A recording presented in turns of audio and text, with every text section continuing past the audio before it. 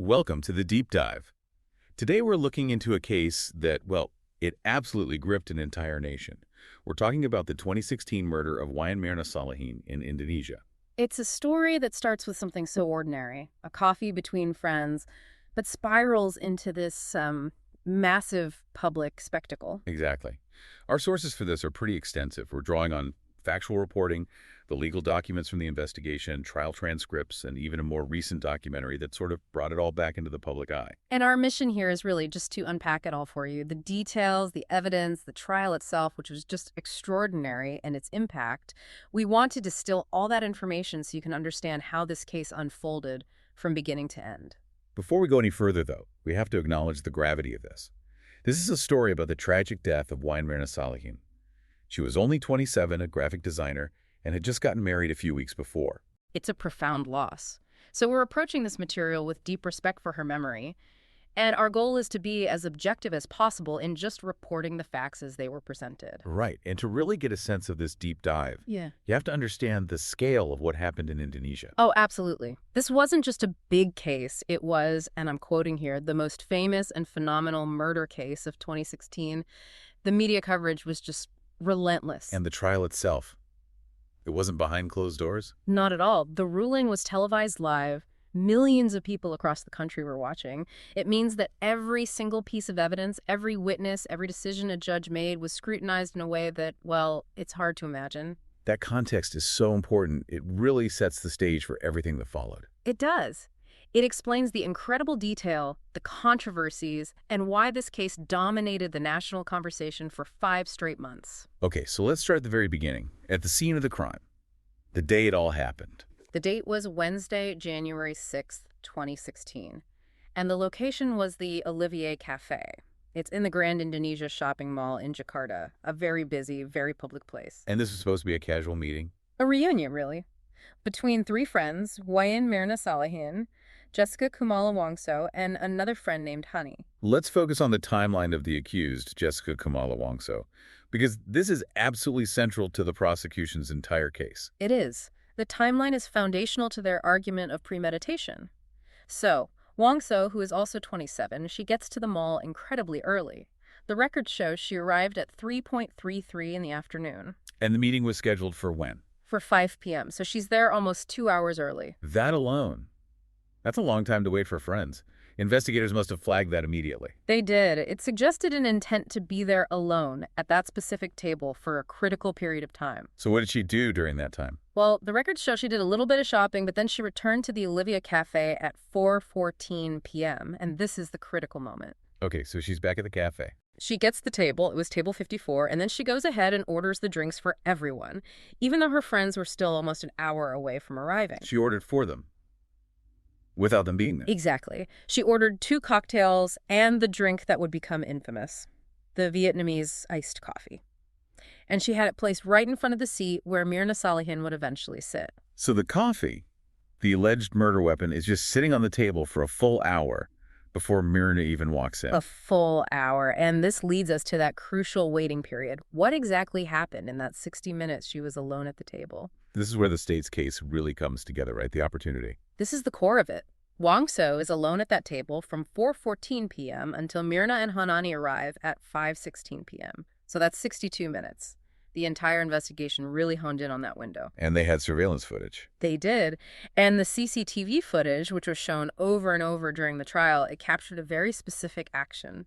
Wongso was seen placing 3 large paper shopping bags on the table. And the placement of those bags was the key detail. Precisely.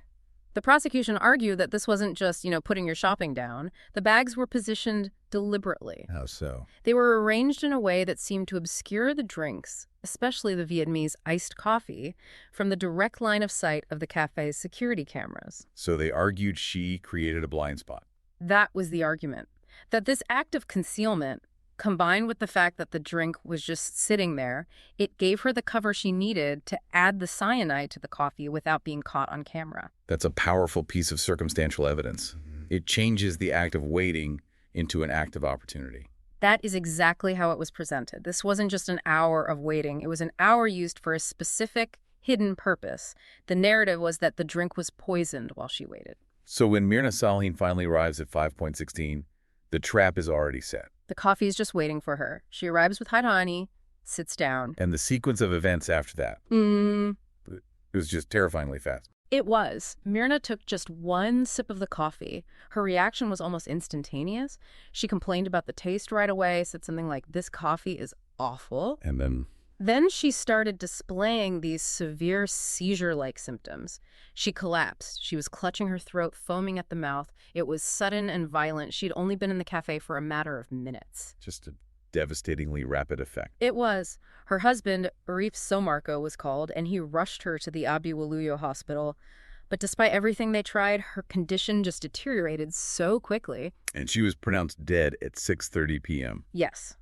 The whole thing, from that one sip of coffee to her being pronounced dead, it was just over an hour. It's a tragic illustration of just how lethal this substance was. Looking at the speed of it, what did the police suspect right away? Well, the initial suspicion fell very quickly on cyanide poisoning. The symptoms were just classic. The foaming, the rapid collapse. It all pointed to a very powerful, fast-acting chemical agent. But I see in our sources the word contentious used to describe that finding. Yes, and that's a crucial point. It became contentious because of issues with the forensic evidence. So even though the symptoms pointed to cyanide, the physical proof was a problem. It became a major battleground. While the samples taken from the coffee cup itself tested positive for cyanide right away, the autopsy results were initially less conclusive, especially about how much cyanide was actually in her body. Why would that be? Well, with a poison this fast-acting, if you don't conduct a full autopsy immediately, trace evidence can be really hard to find. The body's own processes can break it down or obscure it. The defense later used this, arguing the amount of cyanide found in her system was too low to be the definitive cause of death.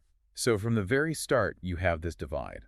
Strong circumstantial evidence on one side and a debate over the hard forensic proof on the other. Exactly. But the police, they acted quickly. They had Wongso's actions, the timeline, the reaction to that specific drink, and the cyanide in the cup.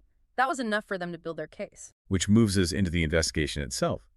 The police had a suspect and a theory, but they needed to build a solid case. And they had to move fast, with all the public attention. The first big step was the forensic analysis of the body.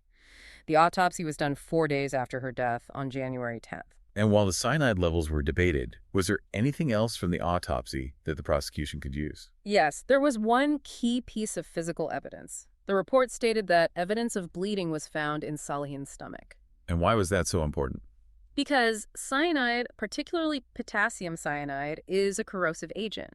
When it hits the acid in your stomach, it can cause chemical burns. That bleeding was tangible, internal proof of a chemical assault inside her body. It strongly supported the idea that she'd ingested a corrosive poison just before she died. So even if the defense could argue about the amount of cyanide elsewhere, the damage to the stomach was direct physical evidence of poisoning. It provided a necessary link, and that finding, combined with everything else they had, the timeline, the CCTV footage, it gave the police enough to formally press charges. And that happened very quickly. Less than a month after the death, on January 30th, 2016, Jessica Kumala Wongso was charged with premeditated murder and taken into custody. But this investigation wasn't just confined to Jakarta, was it? It went international. It did, and this Australian connection became absolutely pivotal to the case. They reached out to the Australian Federal Police, the AFP. They did, and the AFP's cooperation was crucial. They weren't just looking at what happened in the cafe anymore. They were digging into Wongso's entire history in Australia. What kind of information did the AFP provide? They handed over confidential files. These weren't just routine records. They included documents about Wongso's psychological state and past incidents. It allowed the Indonesian police to build a behavioral profile. They were looking for a motive, a reason why a friend would do this. Exactly. They were looking for a history of volatility or resentment or manipulation that could explain such a calculated act. And what was in those files that proved to be so damaging? The most critical piece of information was a specific restraining order that had been issued against Wongso by an ex-boyfriend in Australia, a man named Patrick O'Connor. A restraining order. Yes. And that was significant for two reasons. First, it documented a history of what was seen as volatile or harassing behavior.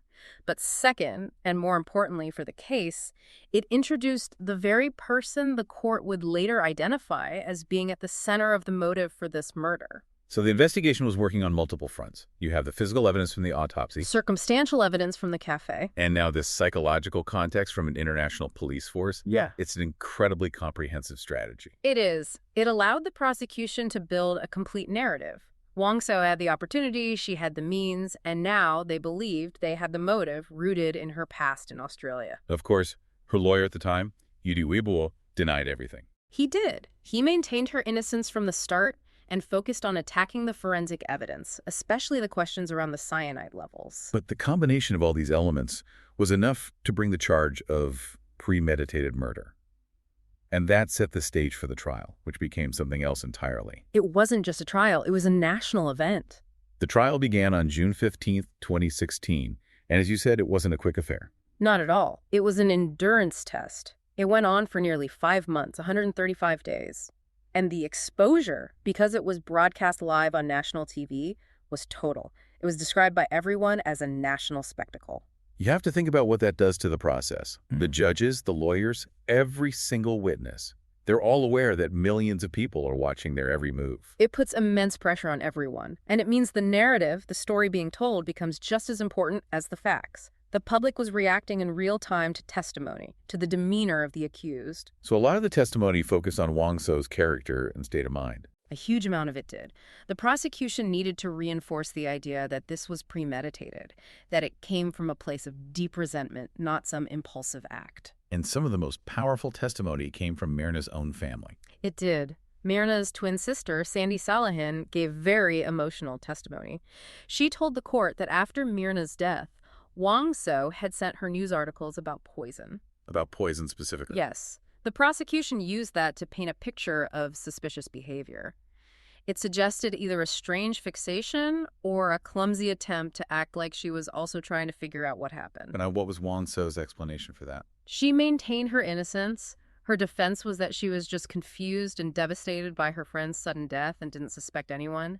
She tried to frame her actions as grief, not guilt.